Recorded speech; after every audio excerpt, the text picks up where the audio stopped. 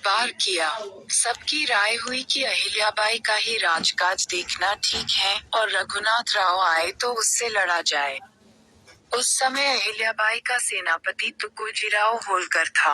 वह फौज लेकर क्षिप्रा नदी किनारे डट गया। कारण जो भी रहा हो पर रघुनाथराव लड़ने नहीं आया था। एक बला तो टली परंतु अब राज्य पर दूसरी बला आई। गांव-गांव और नगर-नगर में चोर डाकू प्रजा को त्रस्त करने लगे। अहिल्याबाई ने फिर एक दरबार बुलाया और प्रस्ताव रखा कि डाकुओं से प्रजा को कैसे बचाया जाए। इतना ही नहीं, उस वीर नारी ने घोषणा की कि मेरे राज्य का जो आदमी लुटेरों का दमन करेगा, उसके साथ अपनी बेटी मुक्ताबाई का ब्याह कर दूंगी। तब एक मराठा नवयुवक उठा। उसने कहा कि सेना और धन से मेरी मदद की जाए तो मैं लुटेरों का सफाया कर दूंगा। अहिल्याबाई ने यह मांग स्वीकार कर ली। नवयुवक का नाम यशवंतराव फुंशे था। 2 वर्ष में उसने स्थिति सुधार दी और अहिल्या बाई ने वायदे के अनुसार अपनी बेटी मुक्ताबाई उसके साथ ब्याह कर दिया।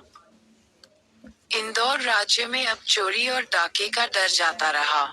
इसका परिणाम ये हुआ कि दूसरे राज्यों से सेठ साहूकार और व्यापारी इंदौर में आकर बसने लगे।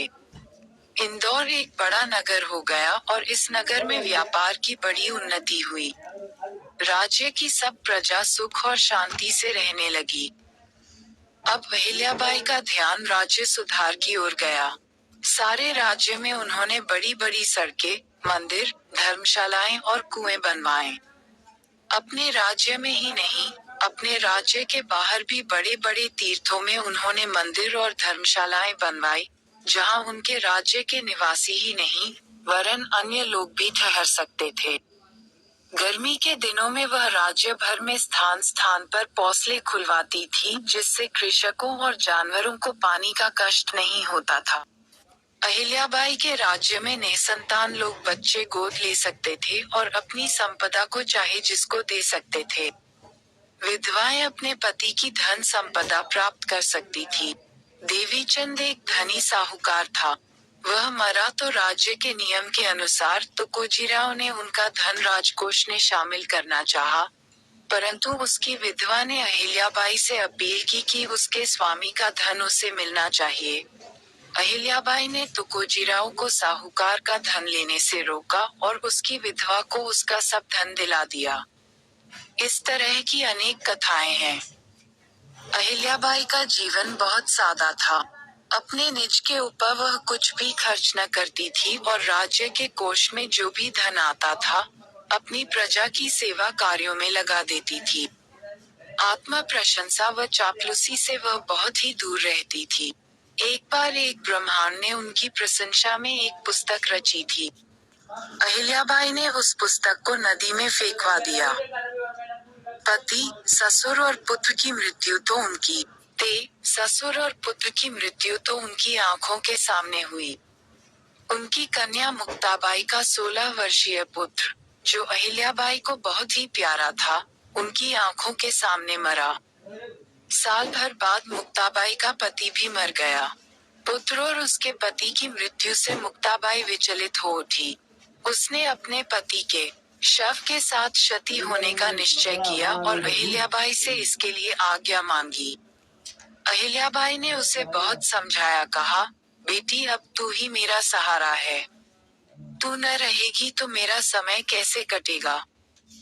इस पर मुक्ताबाई ने कहा, माताजी, तुम ठीक कहती हो परंतु जरा सोचो। तुम्हारा अंत समय है, मेरी लंबी उम्र हो सकती है। तुम्हारे बाद मेरा कोई सहारा न रह जाएगा। मेरे बाद तुम्हें तो थोड़ा ही समय बिताना पड़ेगा।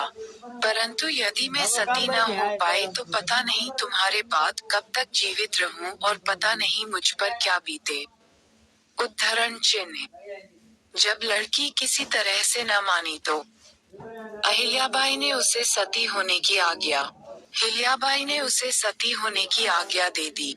अहिल्याबाई ने अपनी आंखों के सामने अपनी पुत्री को सती होते देखा। उस समय उन्हें जो शोक और दुख हुआ उसका वर्णन नहीं किया जा सकता। 60 वर्ष की अवस्था में अहिल्याबाई ने अपने प्राण त्यागे। उनके बाद उनका सेनापति तुकोजीराव होलकर, जो राजकाज में अब तक उनका सहयोगी था, इंदौर की गद्दी पर बैठा। तुकोजीराव ने अहिल्याबाई की मूर्तियां बनवाई और उन्हें इंदौर, प्रयाग, नासिक, गया, अयोध्या और महेश्वर के मंदिरों में रखवा दिया।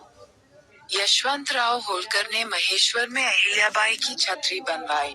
ये छतरी 34 वर्षों में बनी और इस पर 1.5 करोड़ रुपए व्यय हुआ।